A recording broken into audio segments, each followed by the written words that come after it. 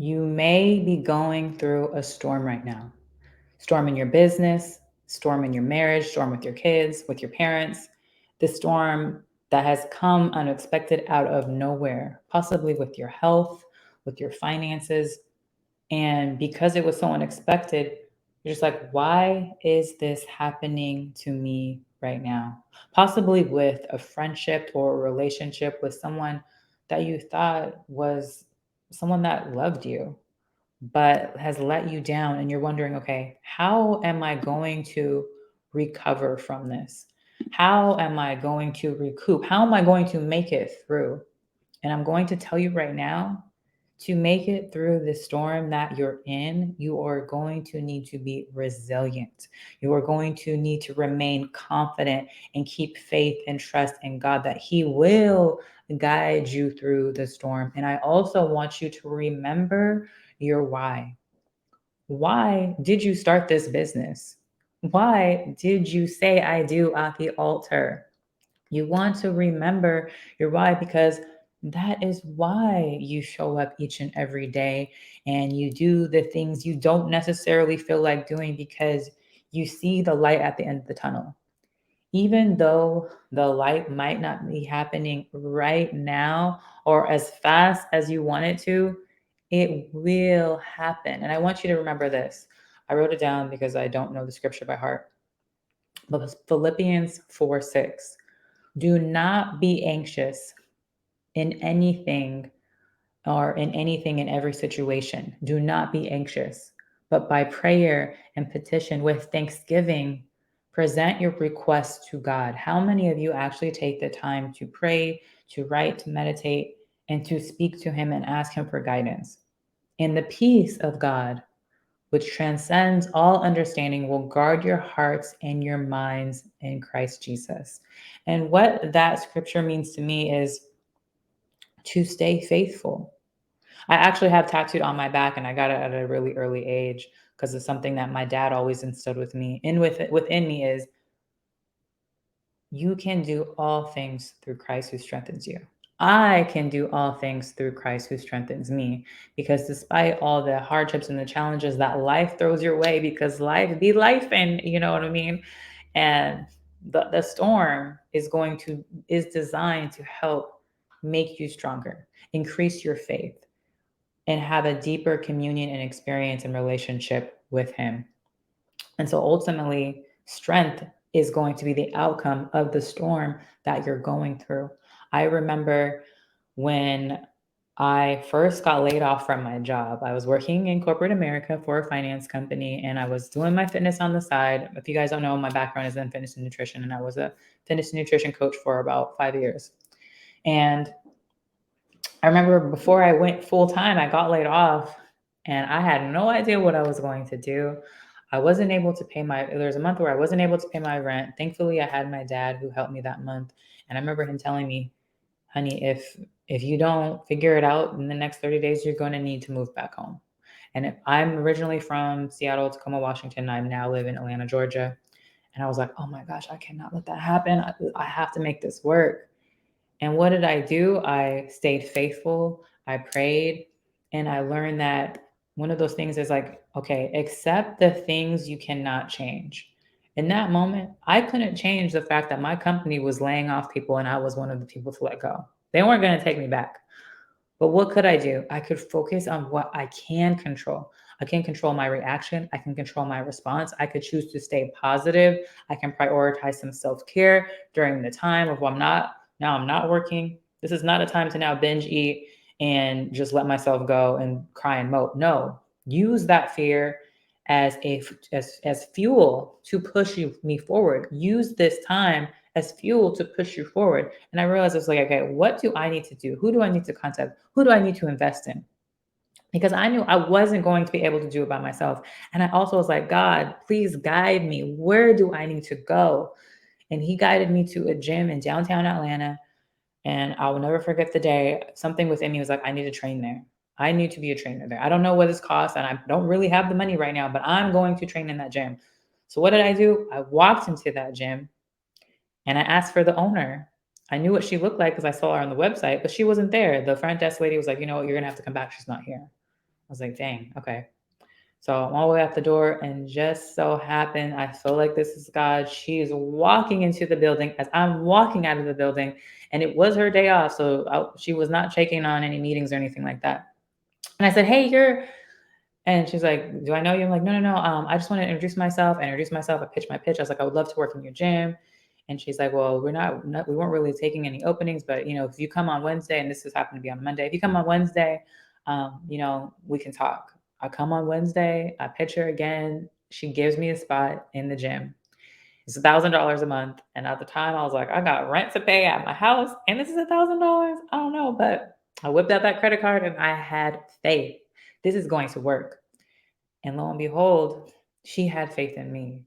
So I want to give Amber shouting you out right now for believing in me in that time. And she helped funnel some clients my way. She helped show me some of the ropes. And within 30 days, I had a full book of clients. I had 10 clients, which at that time is a lot, starting from zero to, well, I had one at the time, it was 10. And I was so faithful.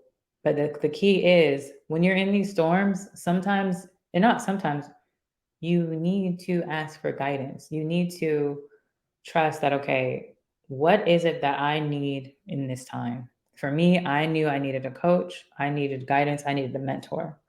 I also made sure to surround myself with other like minded people or those who were playing the game at a bigger level. Because I was new to the gym, there were other trainers in there that had way more seniority than me. And I saw one, he was always booked out making $20,000, $30,000 a month. And I was like, I wanna achieve that. So what did I do? I went up to him and I asked, what are you doing? How are you doing this? And he gave me the game for free. And within the next 2 to 3 months, I was now generating $20,000, $30,000 months from being a trainer, which I didn't even think was possible. But it's how did that happen? I had faith, I prayed, and I trusted, and I looked out for guidance and a mentor. And so, first, you need to accept the things that you cannot change, focus on what you can control, and stay positive. And so, by doing that, I was able to see this success. And now I also want to share a client. So, this is one of my clients, Akani, and I'm super proud of him. So, Akani, he's a fitness coach. Back in like December, January, I remember we were having conversations, and he was just like, you know what? My content is just not hitting. It's not working. This is before, okay? I don't get what I'm doing wrong. I'm just not seeing conversions. Maybe I need to start from scratch. And I was like, no, Wakani, it all comes down to your messaging. Who do you actually want to work with? What is your ideal client? And like we went down this before, but sometimes y'all in business, shifts may happen, transitions, pivots. Your messaging might change, your niche may change a little bit, and you fine tune it, you keep tweaking it until, oh my gosh, aha, this is the moment where now you've got the secret sauce. All that hard work and those trials and tribulations, that storm, and now pays off. And so this is a conversation at the end of April. So at the end of April, it's like April 25th or so. He's like, hey, I wanted to share with you, God is showing out. Look at these numbers. And so what had happened is he had a reel that went viral. And so right in May, no, so this is the beginning of May, excuse me. So in the end of April, I was like, May is going to be Money May. Let's claim it, Money May, Money May. And so this is the beginning of May, and he shared with me that his page, let me move this out the way, went from 7,500 on Instagram and 5,000, like almost 6,000 on TikTok, and it grew to almost 30,000 on TikTok, and it was 37,000 on Instagram.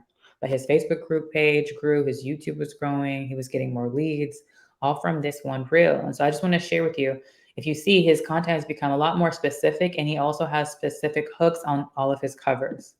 So from April 25th to May 25th, this reel that he posted, which was specifically speaking to his ladies who are over 200 pounds. Hey, if you're over 200 pounds, listen to this message. And also in the beginning of the video, he also calls out these women, then gives them specific strategies and steps that they can take right now in his call to action. Y'all, call to actions are so powerful. His call to action at the end was, hey, I'm Dr. Akani. I help women these women achieved this. If you liked these strategies and you would love more tips like this, go ahead and comment me and I'll invite you to my free Facebook group or my free group or community. And he had so many responses. And so out of that, he actually had his Facebook page just grow hundreds and hundreds by the day.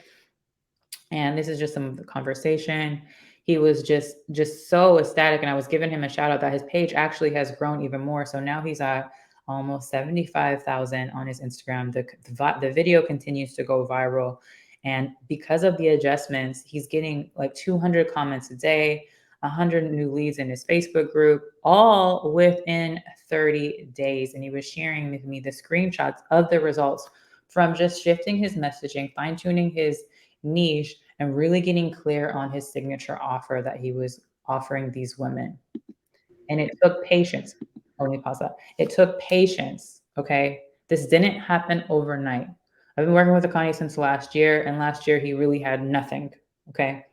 And then throughout the year, he was improving, improving, improving. He was getting sales and getting sales. But he was still unclear about his offer, and we were working through it. And really, the past four months is where it really got crystal clear. And now it's like he got the secret sauce.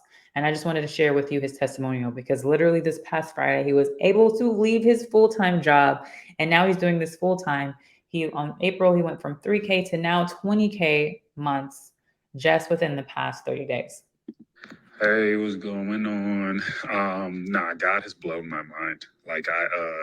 Friday was my last day of work because now I'm at the point where I need to really lead, fulfill these leads, fulfill these orders. But no, my conversion rate right now, based on the leads, like literally, I have 100 leads in my pipeline right now.